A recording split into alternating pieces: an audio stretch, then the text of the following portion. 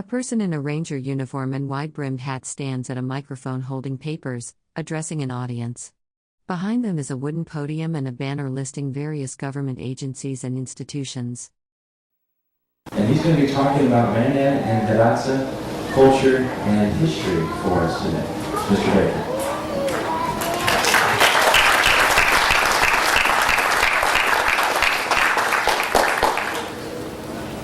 Wow.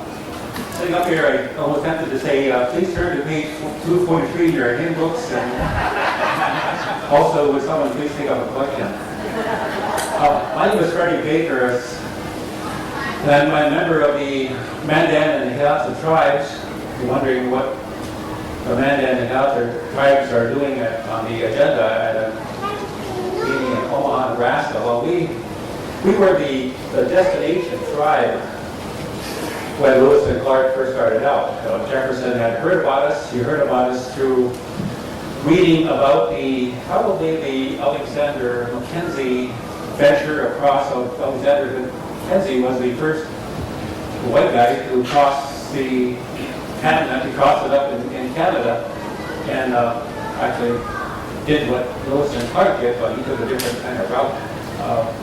Got interested in Canadian history because I have two little grandchildren that are Canadians living on Vancouver Island. If anybody you live on Vancouver Island, a very beautiful location. I guess first of all, I start off by saying that in this day and age, with celebrating the Bicentennial and so forth, Lewis and Clark are a big event to follow. It's part of the heritage of America being developing as it was.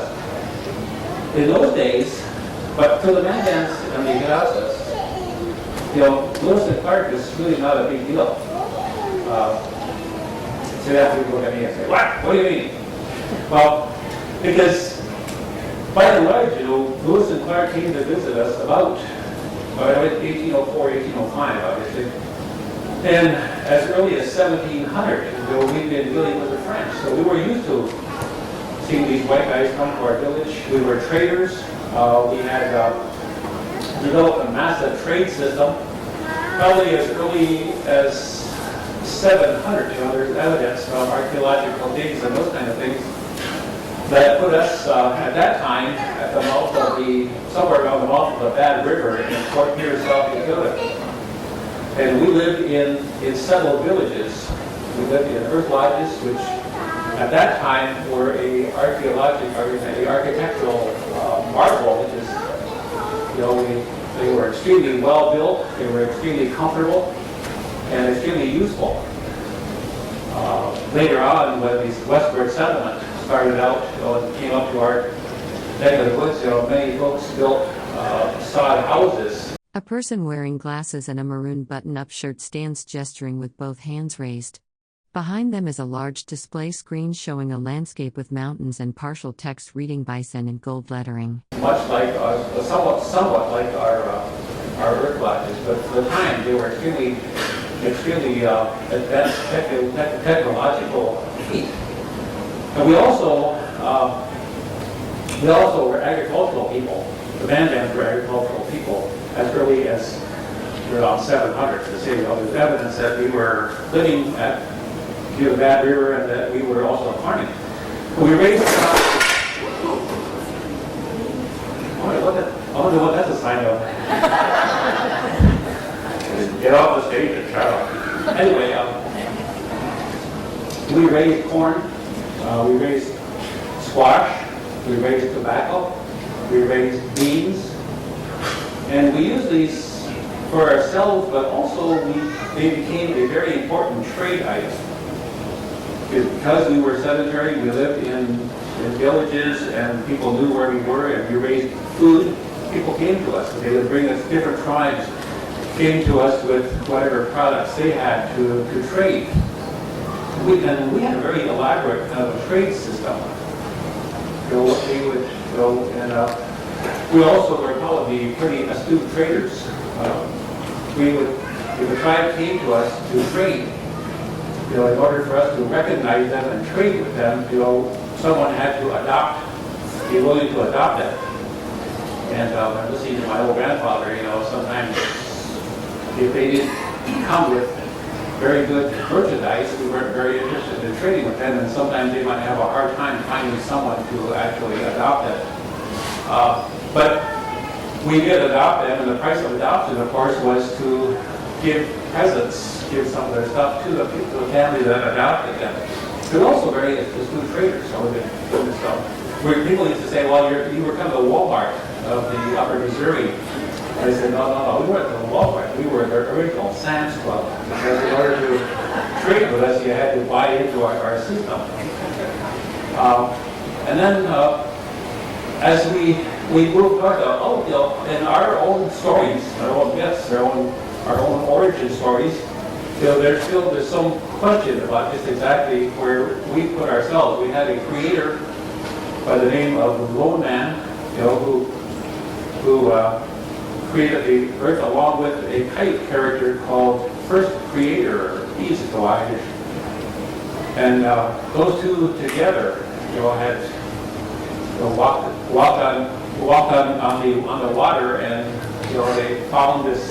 The Lone Man found this little plant with blood coming out of it, and he had some connection with that plant, and that plant told him, I'm your. A person wearing glasses and a maroon patterned shirt stands gesturing with both hands while speaking. Behind them is a display panel with an image and yellow text visible on the left side. Your mother, I'm the one that produced you. And so he was walking around wondering, how that plant got there, and he ran into this little duck. I guess a mud duck probably. And he asked, the duck was diving down and coming back up, and he asked the duck, he said, what are you doing? What's down there? And the duck said, earth. There's dirt down there. So he said, well, bring me something. So the little duck dived down and came back up. And so he took and brought him 4 different pieces of earth. And so as he was walking along, he would take drop a little bit of that earth, and as he left, it would become land. This is our, there's much more to it. I mean, these are, long stories, and they were told for many times. When I was a little kid, I heard, the complete creation. I was very fortunate that I got to spend about the first 6 years of my life living with my grandparents. My grandfather was a what they call full blood. It was all Hirata. And my mother was Hirata, and my father was Mandan, so I have on both sides. My grandfather was, traditional in the sense that, he taught me a lot of the history, the values, and he always kind of told me about who I was and what I was going to face, and told me that life would be difficult because as a male, as a man, I had responsibilities, and I'll be like these guys, they cheer. And he would tell me that nothing is easy because you are a man and you have responsibilities, and continue this on. And when I was 6 years old, in that inevitable day when you have to go off to school, and like most kids, went to school for a couple days, and it wasn't too cool. You had to sit at a desk, and you had to do certain things. You couldn't run around like you always were able to. So I decided, this isn't for me. So I decided I wasn't going to go to school. And so I raised a big fuss, and I heard my grandfather sitting by me and talking to me. And he said to me, he said, I've been telling you all these years that you have certain responsibilities as a man. And because of these responsibilities, you have to learn how to make a living. So it's very hard on a reservation. He was very successful because we moved from when they put us on reservations, we moved along the river and continued our same lifestyle. We still had large. A person wearing glasses and a maroon sweater stands at a podium with a microphone, gesturing while speaking. Behind them is a large display screen showing a mountainous landscape and partial text reading big. Gardens, we raised our own food, and we switched from the buffalo to raising cattle. My grandfather was a real old a farmer ground type, I guess, because he had all kinds of critters on his place. He had geese. And I remember geese in particular, because when you're a little guy, geese like come up and they just about are up to this area of your body, and they like to nip at you. And I remember being nipped a few times. Also had chickens. I remember chickens so well because my first real job that I was responsible for was to gather the eggs. When I went to get the eggs, there were always certain hens that decided that they wanted to be mother hens instead of just egg layers. So they would reach out to grab their eggs and go, and when you're a little kid, it leaves a big impression on you. So anyway, so he told me that I needed to learn. He had no idea what education was. He had no education, couldn't speak English. And fortunately for him, I learned how to speak Terasa. We talked about the Terasa Mandan almost interchangeably because we had some major smallpox epidemics, and we were forced to come together. Where our languages are different, but our cultures are very similar. It's almost hard to know whether certain stories are Mandan only, or they're a combination of Mandan, Terasa, or Terasa stories.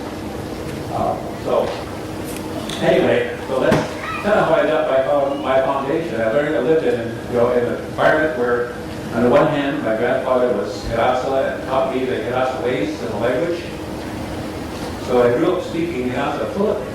My folks, on the other hand, and people at my age, at my parents' age, were very concerned that we learned how to speak English, and that we went to school, and that we got an education. And so they taught me to speak English. So I can't remember a time when I couldn't speak either language. I learned how to speak English and Terasa simultaneously, so it became a natural kind of thing for me. I went to, in about the 5th grade, I received an Indian name. The Indian name I received was Yellow Bison Bull. It was named after a date by a man who was, my mother, or my grandmother, that side were very religious, or very Catholic. My grandfather, on the other hand, I think, was Catholic only because, women have a way of kind of convincing you to do certain things, and I think because of that he was, but I always felt that he really still needed the old Indian religion, and he had a model. A person in a maroon button-up shirt and blue jeans stands holding a microphone, gesturing with their hand. Behind them is a display featuring a mountain landscape photograph and partial text in gold lettering. Lived in a fairly large house at that time, and I was able to have pretty much run the house except for this room where the bundle was. There was a bundle in there, and there was a buffalo robe, and I was not allowed to go in there. But anyway, so I was sent off to a Catholic school at the age of 5. At the age of 10 years old, to a boarding school. At that time, the Garrison Dam was beginning, and all of our schools were being shut down. I spent my first 4 years in a what we call a government school, government day school, run by the Bureau of Indian Affairs. And so from there, went away. And last summer, I was going away.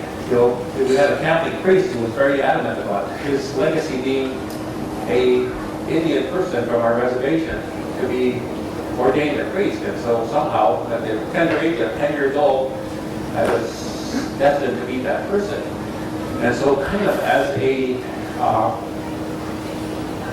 not quite sure how to do that, kind of as a testament to that charge, so to speak, I was given the name of a very religious kind of a person who was a very powerful medicine type person. Not exactly, he wasn't actually a Catholic, but he was a very strong medicine kind of person. So, and his name was Yellow Bull. So that's why I got the name. And that was given to me by his brother, actually. So, I went off to school. When I was about a junior in high school, I discovered girls, and that kind of ended my and I went on to school at public statement. So I really want to give you the background because it gives you an idea of what our life was like. My father was one of these guys that he told you something and you might argue with him under your breath, but you made sure that he didn't hear you. And so after I decided I wasn't going to be a priest, I was pretty confused about what I was going to do with myself. So I decided I was going to go to the Air Force and kind of find out what life was about. And of course, he was adamant about my going to college. And so one day he goes to town, and on our reservation, we have an Indian agency, and the Indian agency pretty much, tells us what to do. So, to make a long story short, I went to the agent talked about this great school in Bemidji in Minnesota, and so my dad came back. I'm telling you, hey, we were ranchers. I was telling you, hey, my dad was bouncing over the hill, weighs me down. I think, something terrible has happened. By the way, he says, I know where you're going to school. And I said, oh, and you go to Bemidji, Minnesota. In fact, they already, they called the school, got me a bit of everything, and then came back and told me where I was going. So that was, talk about today, batteries of pests, and we have counselors and that kind of thing. Well, my counseling was, you're going to Bemidji. Not only that, but as I was getting on the bus to leave, he grabbed me and said, A person in a maroon shirt and blue pants stands at a wooden podium on a small stage, gesturing while speaking. Stage lighting illuminates the scene behind them. You're smart. He said, if you go over there and you raise hell and you don't study and you flunk out, he said, don't come back here. There's nothing here for you. So that was my, that's not how I grew up, I guess. But anyway, whether that has to do with Mandans or not. That question, who would be the Mandans and Hassans? I told you a little bit about how they had this massive trade system. The Hassans were more over in the east, but also we also have some questions, some mythology or some stories in our culture that put us somewhere at the mouth, one time maybe at the mouth of the Mississippi River. We might have came up the river. And there's some trajectory to that part. We have some stories that kind of go along that line. And so, maybe reason I really like Cajun food. But anyway, talk a little bit about what life was like. Who were we when Lewis and Clark came to us? Besides having this massive trade system, as I said, we got in contact. We first ran to the French around 1700, and we were trading with them on a regular basis. There were always Frenchmen that came to our village and lived with us. They married among our people, and so we were used to seeing white people come to our village. And so when Lewis and Clark came to our village, we really weren't that impressed.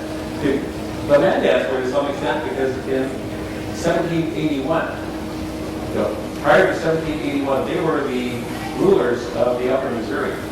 They were large people, they were numerous people, and they lived in these settled villages. And each of these, probably up to 10 villages around the area. By then, they were living around the Heart River in North Dakota, and they were probably each capable of raising at least 200 warriors, which, if you think about it, there's a lot of people.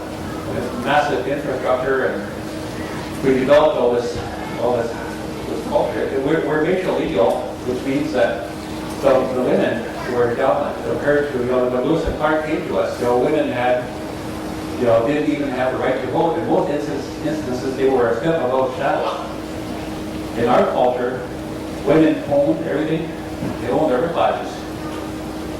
Certainly, with some help from us, they built their lodges. We did the hunting, we did the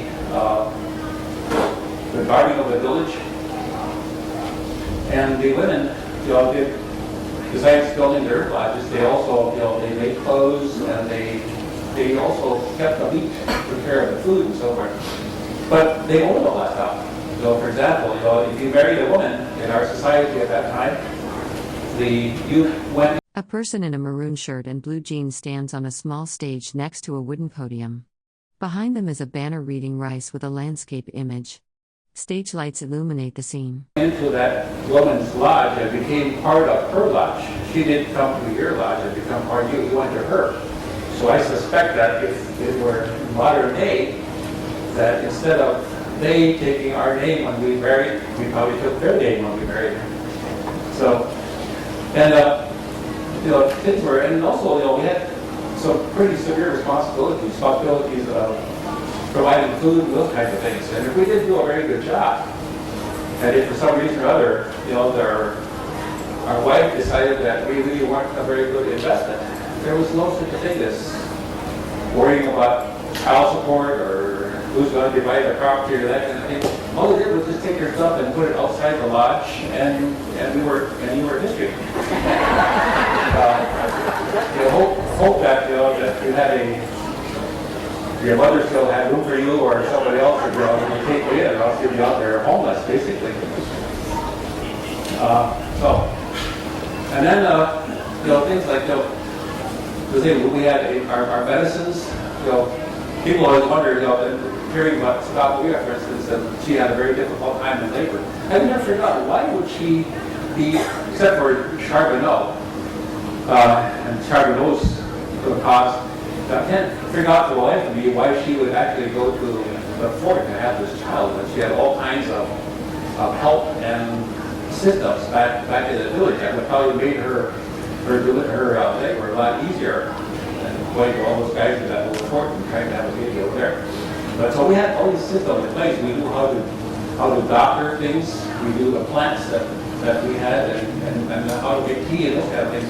And some ways you could carry over to my day. I remember when I was a youngster one time, I was playing with a knife, and I was barefooted, and I was throwing the knife down like that. And lo and behold, I stuck myself in the foot. When I pulled the knife out, blood just spurted all over the place, and I let out a loud yell. And my dad came running, and I guess he thought I probably got bit by a rattlesnake or something. But when he saw what I did, he went out into the trees there, and he brought some leaves, and he chewed those leaves, and he put them on that gushing blood, and just within seconds, the bleeding stopped. Never did try to find out what plant that he chewed in order to do that. Unfortunately, that's gone. So much of that is gone. So much of our ways of medicine, those kind of things are gone because we didn't bother to either find out about them or try to preserve them. Partly because we had two major smallpox epidemics in 1781. And that was probably one of the major reasons that as a result of that smallpox epidemic, the Mandans are literally... A person in a maroon shirt and blue jeans stands on a stage next to a large display banner showing a bison and partial text reading bison and of. The person gestures while speaking. Almost wiped out. So many probably, if you were in school, about when I was, read the history books, you find out that all the Mandans were gone. There were no Mandans. I go hearing that at school and coming back home and quizzing my parents about why they were telling me I was about Mandan, because I wasn't. There were no Mandans left. The teacher said that. The teacher explained. So we had this. So when Lewis and Clark came up the river, the Mandans looked at them as a way to get some of their influence back, to get some of their power back, some new trading partners. They really had no idea about what they were doing. They weren't used to having discoverers per se. They were used to having traders come to their village. So that was a big change.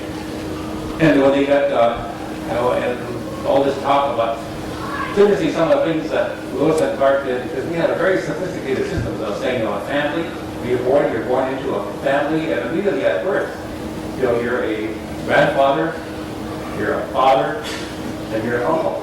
We didn't have cousins in our culture, and each of those came with responsibilities.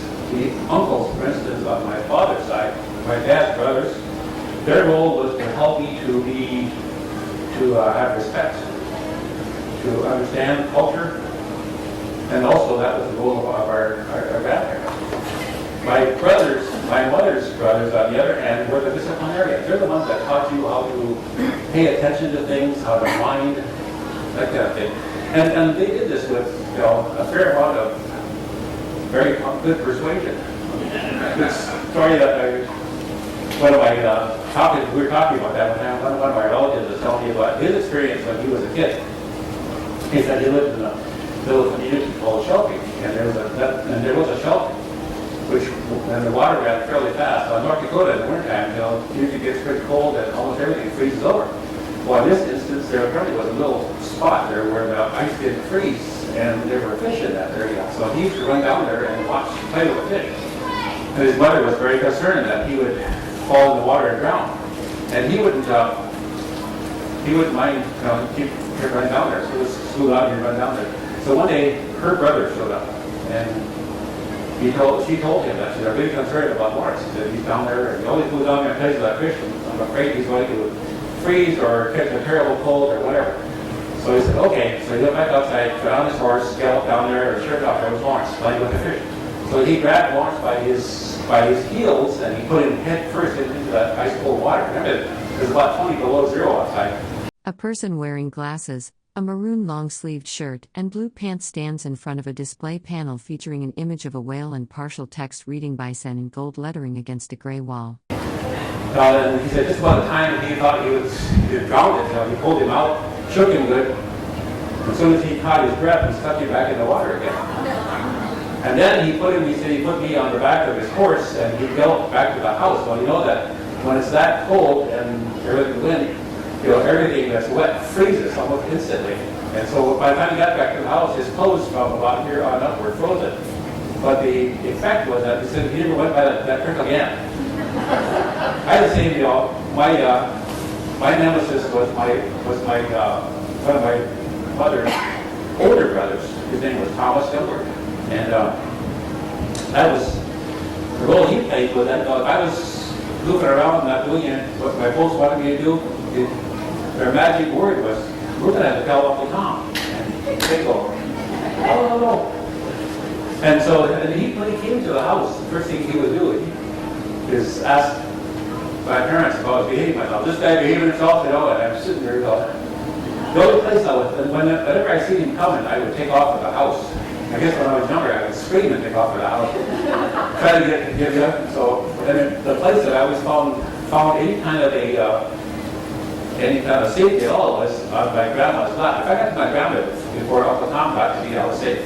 No matter what, she wouldn't let anything do anything. But nobody else would help me. So that was, and this was an age-old system. Parents did not discipline the children. They disciplined somebody else's children in their roles so we had this very complicated system. In the earth lodges, in the summer, in the wintertime, we built earth lodges on top in the summer.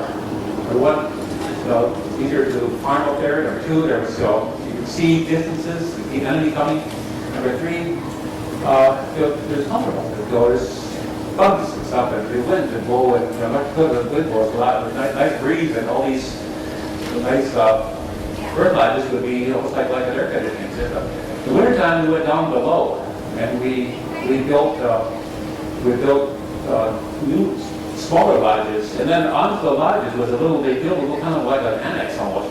And in that annex, the grandfather, or the older folks, the grandparents, and the young children would spend most of their time because it was nice and warm in there. Just ideal place for education to go on, for the culture to go on. So that's how we were living when Lewis Clark came to us. We had all these systems. We also had a system of plans. Remember, when Lewis and Clark came to spend time in our village, we lived, just side by side in these large villages. We had no place system. A person wearing glasses, a burgundy button-up shirt, and blue jeans stands gesturing with their hands while speaking. Behind them is a display screen showing a landscape image with partial text visible. We had no written laws or no jails or anything like that. We did have places to do that, but we did have those kind of things. And so we kept order. Number one, we developed a plan system, and the plans were, basically almost like an extended family. They also played some of the same roles, like your clan uncles were people who provided certain kinds of care to you. For instance, being a matrilineal society, we were born into our mother's clan. And the mother's clan has certain responsibilities. The father's clan, on the other hand, also has certain responsibilities, and they would, one of the major ones was it was up to them when you passed away to send your spirit to the spirit world. When they did your obituary or funeral up there, we still do that. Where we have what we now call in English a senior pallbearer, a guru shot in our language. And their job is to be sure that you are sent in the right direction. And where all these we've always teased. One of the things we've always had, I think, kept us through difficult times was our ability to laugh at things, to laugh at ourselves, to tease each other, even at very somber times. And I remember one time there was a story about this guy who his job was to send the spirit off to the right place. And you stand at the foot of the grave, the person's head is pointed to the east, and we always send the spirits off, usually at to the east. And so he's out there, and usually, say, you give instructions saying, don't come back, don't be scaring people, all these kinds of things. Say this kind of long, solemn thing. And one of the things he said to the spirit was, he said, you're going to a place where there's going to be good things to eat, like oranges and apples. You're going out. The guy couldn't speak Canadian, so he's saying this in English. And one of the guys spoke to the other guy, and he said, I think he's sending him to Florida. But life, humor's been a real saving grace. I was going to try to stop about now, I guess. And I kind of want to talk with you rather than at you. So if anybody has any questions, I can try to answer that right now. Yes. How does the Arikara play with Mandan and Yunatsa? Okay, the Arikaras were always south of us. They came from around the area around the Arkansas River. They moved up, and eventually, I think when Lewis and Clark came, they were probably somewhere around the border of North Dakota, South Dakota, a little further south. And they always were. Sometimes we were at war with them. We had kind of a difficult relationship until about the 1840s when they came to, because of the. A person in a maroon shirt and blue pants stands at a wooden podium on a small stage with a microphone, gesturing with both hands raised. The setting appears to be indoors with a striped ceiling and blue backdrop. The plains are the nomadic tribes come together. They move closer towards us. And we asked them to, we were living on like a fishing village, and that was built in 1845. They were across the river, and we said, come and join us, because in numbers we can be more effective against our enemies. And the Arikara felt that at that point that they didn't need to do that. This happened a few times. And eventually they got attacked by a bunch of enemies and eventually joined us. So that's how they came together. Again, I'll say that we teach each other all the time. And so our word for the Arikara, they call themselves Sanish or Sanish.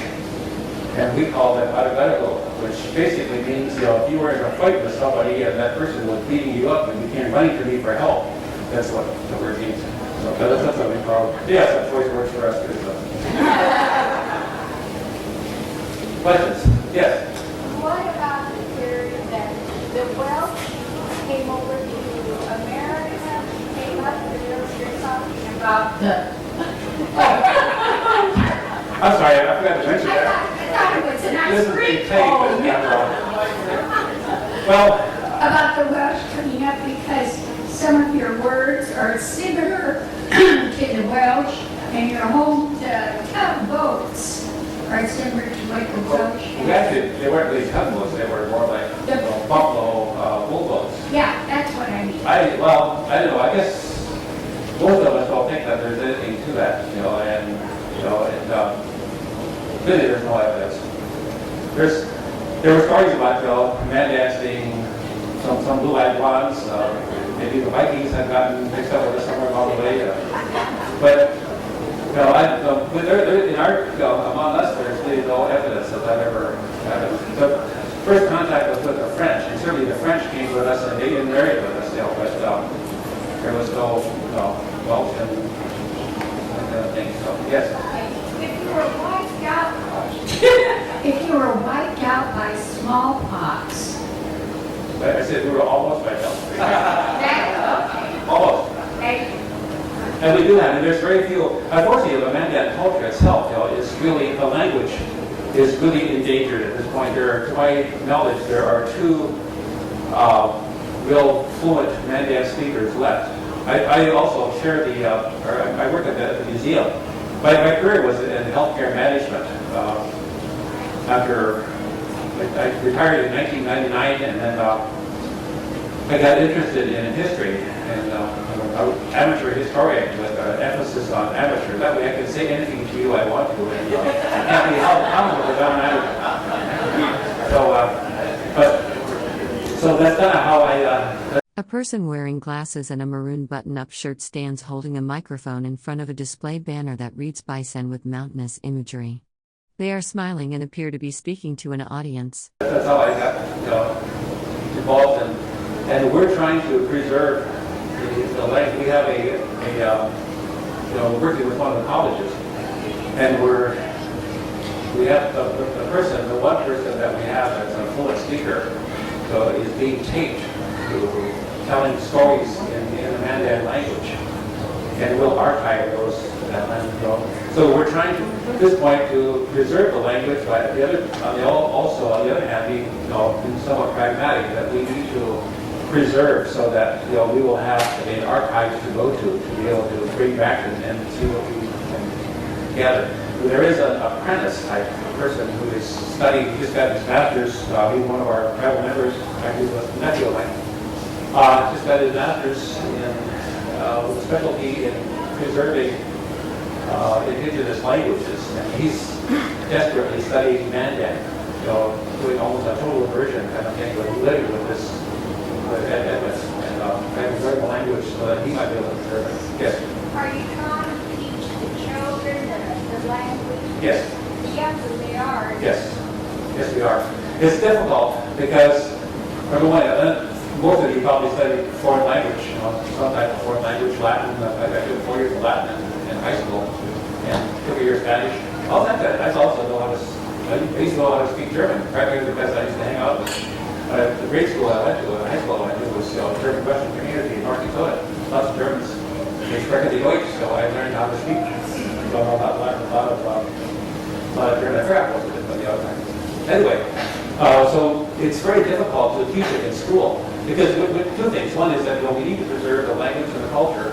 On the other hand, we also need to have our kids learn the skills they need in order to become successful in the world. They need to learn math, they need to learn English, they need to learn sciences and that kind of thing. So it's kind of better to put those two together. We have the double responsibility of learning the skills that will allow us to be successful in the world and also kind of preserve this culture. Yes. When I was up in North Dakota last year. Sorry. I was up in North Dakota last year. We went over into Montana. There was an Indian university that we went to. Okay. We also have a school there. Okay. And they were saying that there were mostly young women with children who were attending, and that there was a daycare for the children. Wouldn't that be an ideal place to start? We're doing that. The life? We're trying to do that. And the reason that, you just mentioned that, there are, most of our reservations now have community colleges, because we tried sending students out. A person in a burgundy shirt and blue jeans stands at a podium, gesturing while speaking.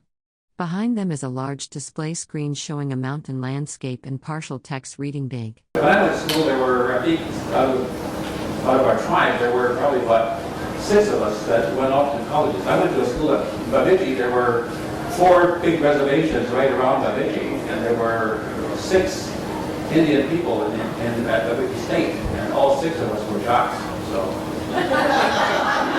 but now they have an Indian Studies program. We have this year we graduated a lot of students. Our tribe has a reputation for being pretty well educated. We have doctors, physicians. We have doctors of philosophy. We have several masters. I guess we say that almost any field. If you mention a field, we probably have one of our tribal members that's successful at practicing that field. Doesn't mean that we're without problems. The system of destroying the veil, especially when this transition happened, we were put on reservations. And then we had a thing called Garrison Dam, which completely destroyed our culture, and we're trying to recover from that.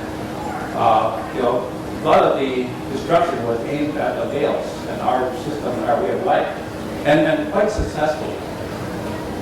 So we're trying to recover from that. We're trying to define who we are Mandan and Gossip Hills, and what our life will be in the future. Because we feel that's our responsibility to we can care of ourselves, feed ourselves, etc., but also to preserve who we are and communicate that to the next generation. Yes? How did the Mandans get along with the Sioux? Not well. Not well. We were, their name for us, the Sioux word, the Lakota word, I should say, because there are three different dialects of Sioux. The Lakota word for the Hidatsa Mandans is Toha, and Toha means enemy. But I used to work with at 48th or Sandy Rock, which is a Lakota reservation down below, where City Bull was from and so forth. When I first went there, got around and people were asking where I was from, and I said, "Oh, you're a Toha." So I got the bright idea, okay, that must be what we are. So somebody asked me, "Where are you from?" And I said, "I'm a Toha." And so they booked me and said, "You know what Toha means?" And I said, "Oh, that means enemy." I said, "Oh." But nowadays we get along really well. In fact, see my niece sitting back there, and she's a Mandan and some German, and my son-in-law is a Ola. So now we're friends. But we didn't get along well at all. However, we had this massive trade system. They used to come and trade with us, and so when they came to trade with us, we had almost like a truce. Not only a truce, but when they came to our village to trade, they became part of. A person wearing glasses and a burgundy patterned shirt stands against a light gray background with both hands raised in a gesturing motion, appearing to be speaking or presenting. So if we got attacked by a Sioux band while they were there, they were obligated to help us defend ourselves. So, well, things working too well in the world today. I don't know if Iraqis are like, say it that way. Now, a question about your earth lodges. Pardon? A question about your earth lodges. Yeah. You said the summer ones were up on the top of the hills and the winter ones down in the valleys. Did you rebuild them every year, or were they had to refurbish? Well, the summer lodges weren't. Those were permanent. But usually, the river ones were. I mean, the bottom ones were usually rebuilt because during the winter, you have a massive drain on the resources, especially wood, because we burned wood. And so we probably pretty well depleted the resources. We also had, we elected winter chiefs. It was interesting that when Lewis Clark came to our villages, a couple of guys happened to be their particular time to be, and so they were immediately chosen as the chiefs. We had temporary kinds of chiefs, so our leaders. We had this elaborate society system where you started out as a youngster, and if you proved yourself, then you ended up being, a black mob, which was the top society. When you became too old to be a black mob, then you became a member of the old dog society or the old bull societies. Those two societies were the ones that made policies, and the black mob carried them out. And there was a group called the Fox Kit, and their job. If the village was under attack and we needed to escape, they were the kamikaze. They're the ones that would sacrifice their life for the good of the village, and all their songs and is kind of centered around the philosophy of death. Good to die for the cause kind of thing. We're kind of. Short on time for one more question. Yeah. Well, I got to play a guy. My flight this week, 6:30, bro. Earlier, you described kind of in depth your spiritual beliefs. When was Catholicism introduced to your tribe, and were there any attempts to suppress your spiritual beliefs? Oh, absolutely. I'd probably be around 1860s, 70s. We had the reservation was divided basically into two parts, and the congregational church was given the responsibility to Christianize the savages on one side, and the Catholics were given the responsibility to Christianize these savages on the other side. Unfortunately, it was kind of like Lewis and Clark when they came to us. They recognized nothing positive about what we were doing. A person in a maroon shirt and blue jeans stands on a stage beside a wooden podium with a microphone. Behind them is a banner with Bice visible and a landscape backdrop. Stage lighting is mounted above. So we had this elaborate system. We survived for centuries. Developed the spiritual beliefs, and people came here to us. By then, we were decimated by smallpox. We were starving to death. And I think it was more of just a breaking of our will. I mean, we didn't have much left anymore after that. And so we became Catholics, we became Protestants, or Congregationals. Now there's all kinds of other churches there too, but our traditions are coming back. And we're trying to find, redefine. I think, I just said a prayer to the river. Anyway, I think my time is up. It's been a pleasure. And we made a commercial announcement. In the fall, August of 2006, there will be a signature event at Fort Berthold. So we're kind of, as I was saying, Lewis and Clark were really no big deal. I'm doing an oral history project right now, and interviewing several of my contemporaries, and there are a few people older than I am on the reservation, believe it or not. And one of the questions I asked them, is, so what do you recall anybody in your house, your ancestors, your grandparents, anybody talking about Lewis and Clark? And there's virtually nothing about Lewis and Clark. We say, what about Sakakawea? All this hubbub about Sakakawea, she Shoshone, she Grazzo, she whatever, where is she buried, et cetera, et cetera. There's very little to do about Sakakawea. The only thing that, we take pride in is that, we're not, Sakakawea was a fine woman. But the thing that we can say with confidence is that there were any number of our women that would have had the stamina and so forth, to be able to walk out to the Pacific, carrying a child and come back. But anyway, August 2006, we'll have our signature event, and hope that a lot of you will come and visit us. We're the home of, or we're the place where Lewis and Clark spent their winter, and we'll try to make you as comfortable as we made Lewis and Clark when you came there. Hopefully, you won't be as much trouble to get to us. So the little lad is able to gather about, one of our chiefs was saying, that they came to us having no skill, but they never lived in the cold North Dakota winter before. The 40 below zero was totally unheard of. I was at the Monticello opening up the Lewis and Clark. I think one day it was like 7 above, and everybody was freezing to death. That's where they came from. And so they had no skills, and we had, they were, as one of the old chiefs. A person in a maroon shirt and blue jeans stands on a stage gesturing with both hands raised. Behind them is a wooden podium on the left and a large display screen showing landscape imagery with partial text visible. Stage lighting illuminates the scene. So our old leader was saying that we had to watch him like a hawk, so we wouldn't do anything stupid.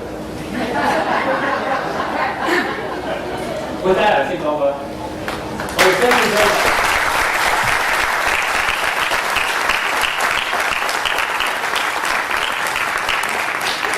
We thank you too, Mr. Baker, for coming in and sharing that with us. We always like having you here on our stage. I'll tell you a little bit about the